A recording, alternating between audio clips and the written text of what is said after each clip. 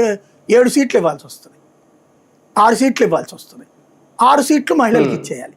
అప్పుడు మిగతా నాయకులందరూ ఏం చేస్తారు, మిగతా ఎంపీలందరూ ఏం చేస్తారు?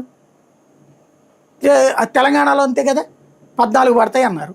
14లో అనేటప్పటికి దగ్గరగా ఓ 4-5 పడతాయి, 4 లేదా 5.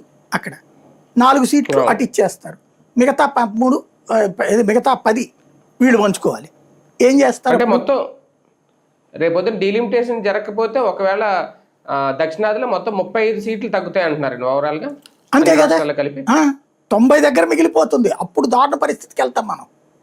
డీలిమిటేషన్ జరిగితే 195 స్థానాలు ఉంటాయి మనకి, దగ్గర 196 ఏమో వస్తాయి మనకి దక్షిణాది. 24% దేశంలో. అది కరెక్ట్ కదా. 4 పార్ట్లు చూస్తే 4 పాతికలు వేసుకున్నప్పుడు ఈశాన్యము పశ్చిమానికి కుదరదు. ఎందుకంటే వాళ్ళ జనాభా సంఖ్య తక్కువ, వాళ్ళ భూభాగం సంఖ్య తక్కువ. మనకైతే ప్రపోర్షనేట్గా వచ్చినట్టే కదా 25% అనేది ఓ ప్రాంతానికి. ఉత్తరాదికి ఎక్కువ వచ్చింది. ఎస్, వాళ్ళకి బోల్డ్ రాష్ట్రాలు ఉన్నాయి, దాన్నెట్ట కాదంటావు నువ్వు. ఒక ఇంట్లో ఆస్తి ఉన్న తర్వాత ఆ పిల్లలకు కాదు మొత్తం నాకు పంచంటే రామాయణ ఇదే మహాభారతం అవుతుంది. మహాభారతం గొడవ ఎందుకు వచ్చింది, యుద్ధం ఎందుకు వచ్చింది? 5 అటు 100, 105 కలిసి పంచుకోవాలి.